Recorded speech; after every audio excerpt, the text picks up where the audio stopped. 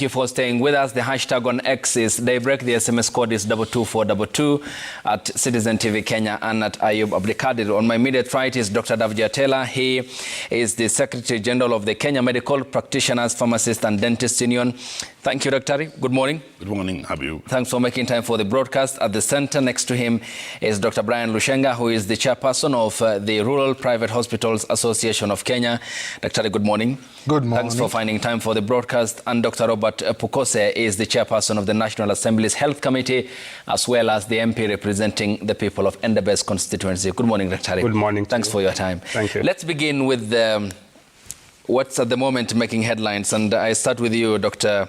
Gov't. This is a tweet about the strike which you had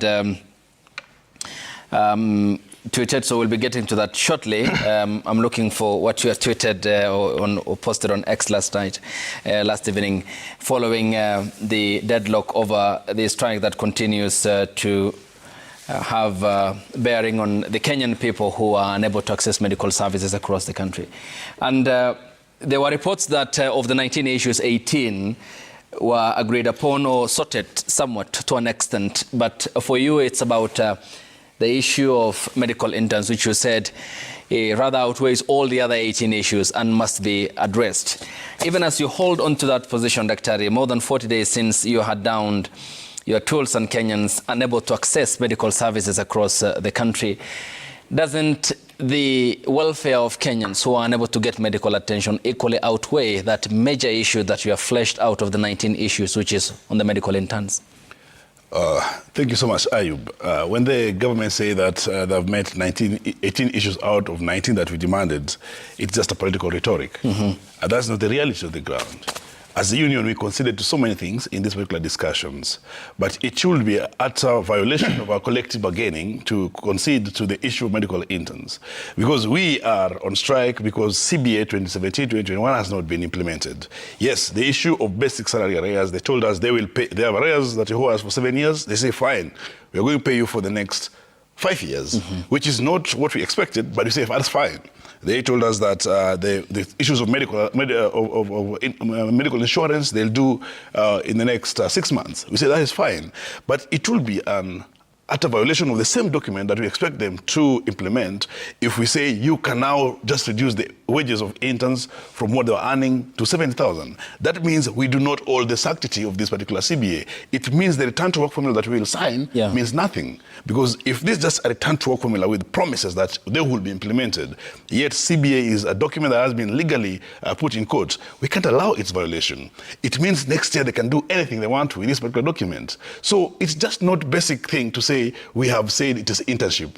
No, we are saying CBA must be protected because it was got through a 100-day strike, it was got through blood, sweat and tears of doctors. And therefore, anything that we allow to make it violated means no doctor will be safe, because next year they'll say they can't afford allowances for doctors. The other year they'll say, no, we cannot afford these salaries, we have to reduce them.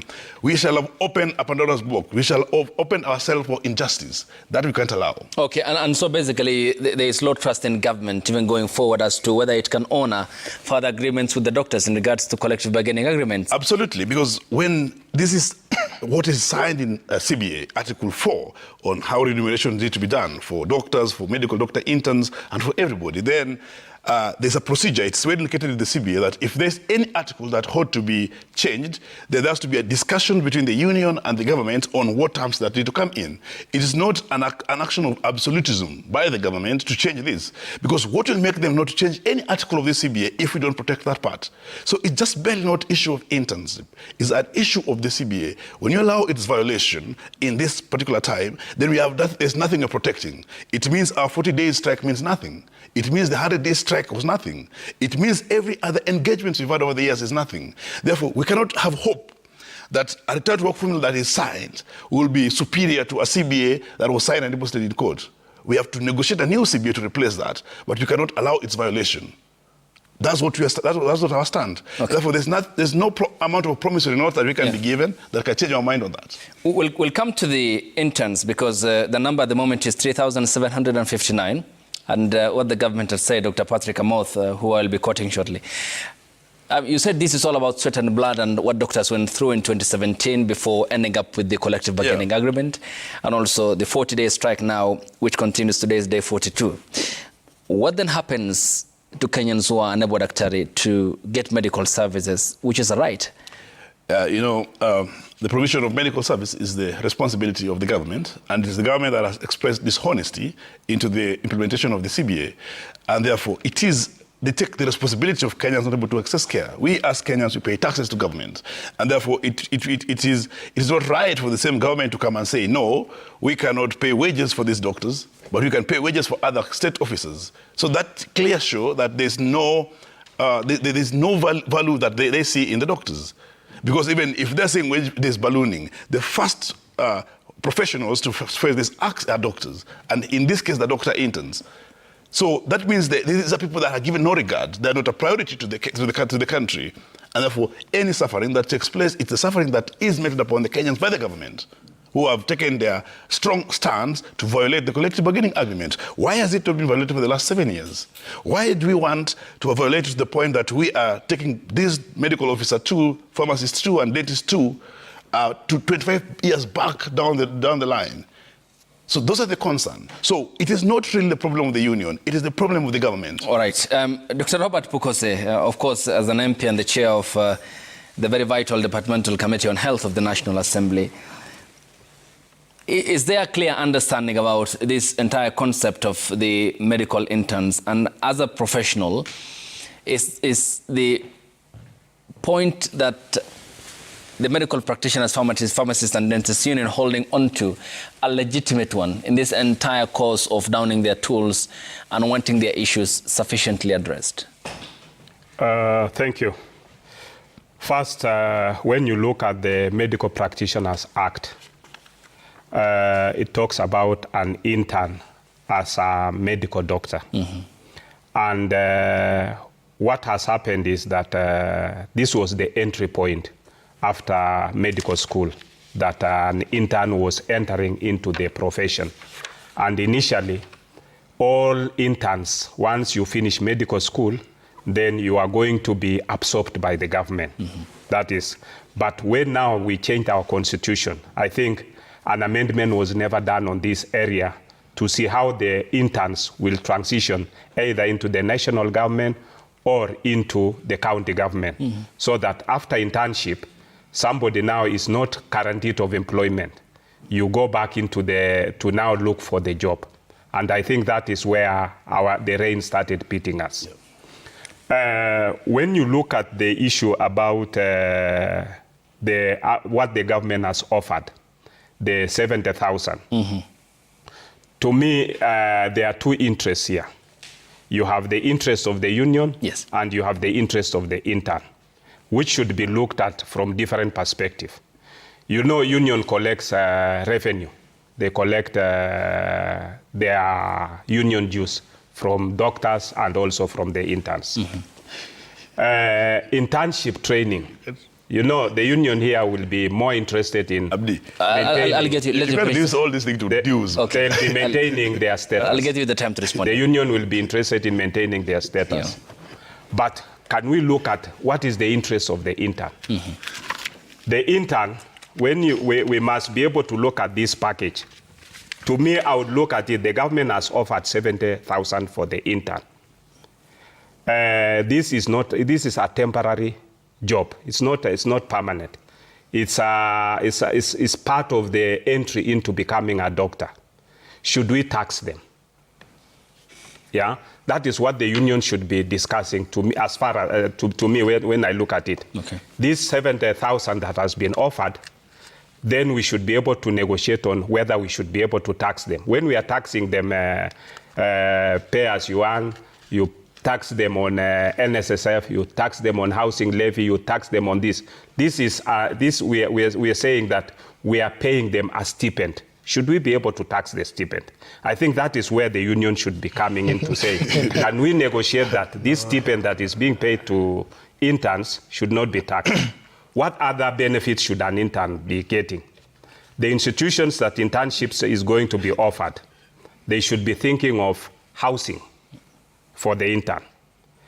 That should be the minimum they should be able to offer to these interns. 2, when the interns are on call, they should be able to provide for them a mess where the interns can be able to sleep, they can be able to be assured of getting food, because when you are on call, as an intern, you'll be called at odd hours. You're going to be in the hospital 24 hours. Yeah.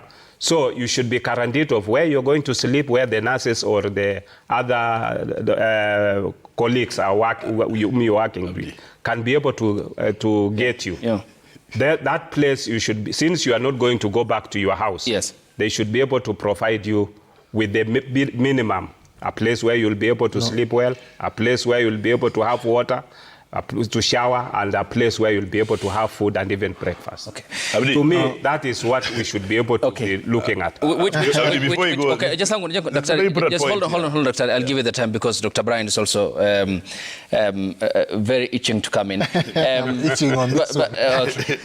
Dr. Pukose, because I need to ask a follow-up question here with regards to what 70,000 then today can achieve in our economic setup, and given that also deductions are very key for the government, what we have talked about, and also the number of the medical interns and vis-a-vis the stipend that you have talked about.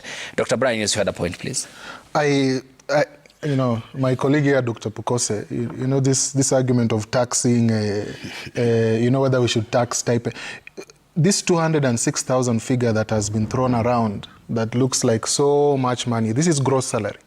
So already when we tax that, I think these interns are getting about 130,000. You know, somewhere 130 between 140 to 130,000. So to say that the question should be whether we should tax the stipend. Already, you know, they don't get 206,000. Government takes about 70,000 out of that. So this is the wrong question. I would, you know, take great exception to that. What is happening, Abdi, is a government which is not serious about respecting agreements. Something caught my attention. So part of what I do is also I teach. They have insisted that medical officer interns are students.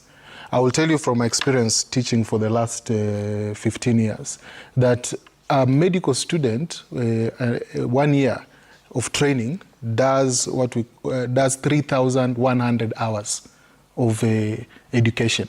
If you divide that into months, they do about 258 hours every month of training. If you divide that into weeks, they do about 64 hours per week.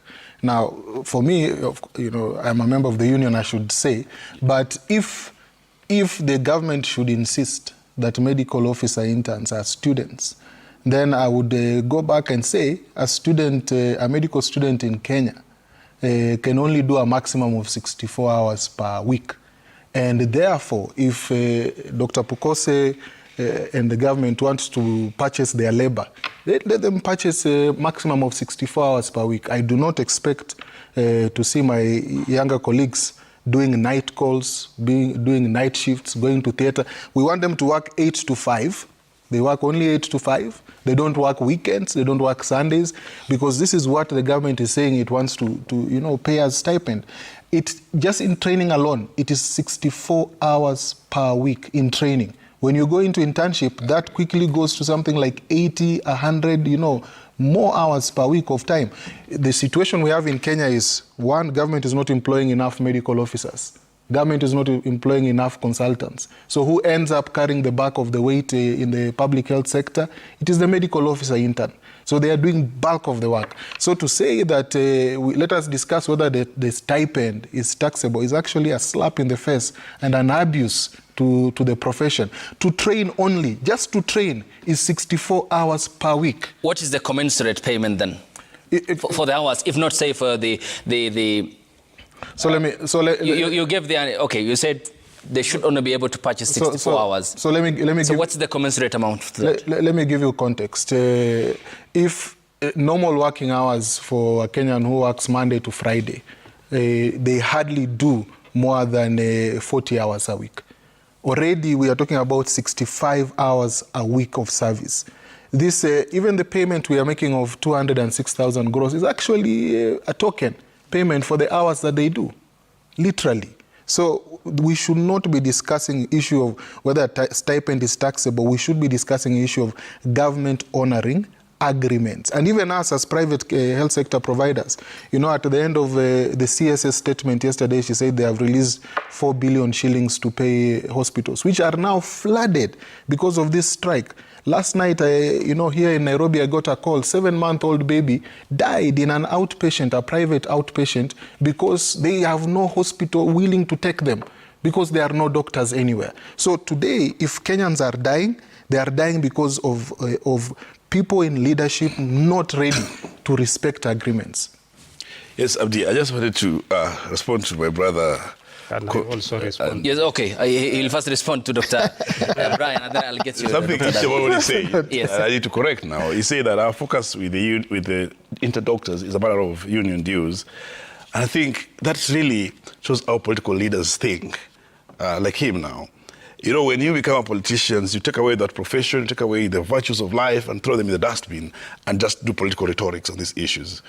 The reality here is that... That's not true. The reality is here that my brother understands that there is a Public Service Commission's guideline of medical officer 2, pharmacist 2, and dental officer 2, that despite the change in the constitution, the responsibilities and the roles that they have in the hospital has not changed. That's why the salaries that they've been earning from 1998 to 2024 has been progressive.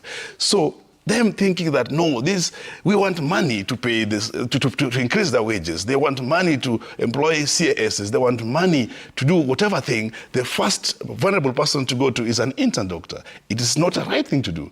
So it is, and then you justify this and saying that whatever we are giving you, we may not tax it. So this is wrong. It's a wrong mentality. Okay, yes, Dr. Pokoso. You know, Dr. Taylor is not telling you that you refuse dues from the interns.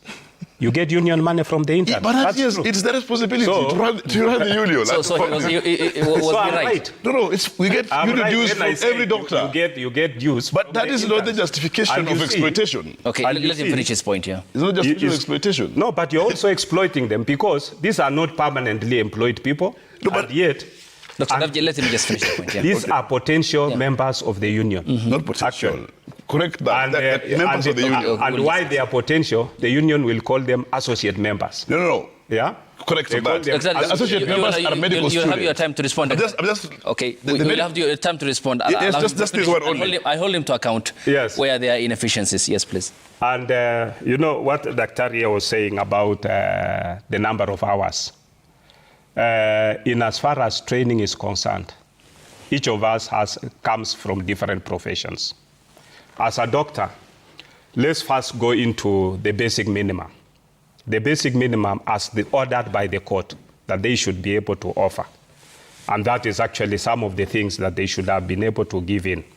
Our constitution demands the highest standards to health. Dr. Taylor talked about the issue that it's the government's responsibility. But it is also, and the government will only be able to deliver that through its employees. We have the medical officers, interns, and we have the medical officers who are supposed to be within the hospital and other cadres who are already on strike. The court said offer minimum. What is that minimum that we should be able to offer? I think that's what we need to interpret. The minimum that we should be able to offer is make no patient coming to the hospital to suffer, either pain or even loss of life. We should not be able to have loss of life in the hospitals. Once a patient has come to the hospital, should not be turned away. That is the minimum basic thing. Which is a right, even by law, because Kenyans have right to access medical care. But are they offering that? No. It's not. They are not offering that. And has the government honored the collective bargaining agreement, which also indicates that? If the government, the court ordered that, go back and negotiate. And in the process of negotiating, as a union, give the minimum. That minimum means a patient coming to the hospital a patient should not lose life. A patient coming to the hospital should not be turned away. At least there should be somebody to attend to that patient. Because when you go into the hospital, you go into the hospital because you are needy, you are sick, you need help. And we should not be able to lose any life. That should be the minimum that we should be able to, the medical union should be able to offer. But is that what they're offering? No. Secondly, you've been told to go and negotiate. Yeah?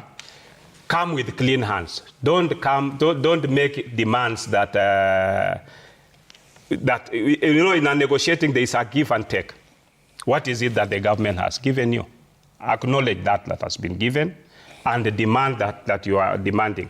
He said that now we are talking about having minimum of number of hours.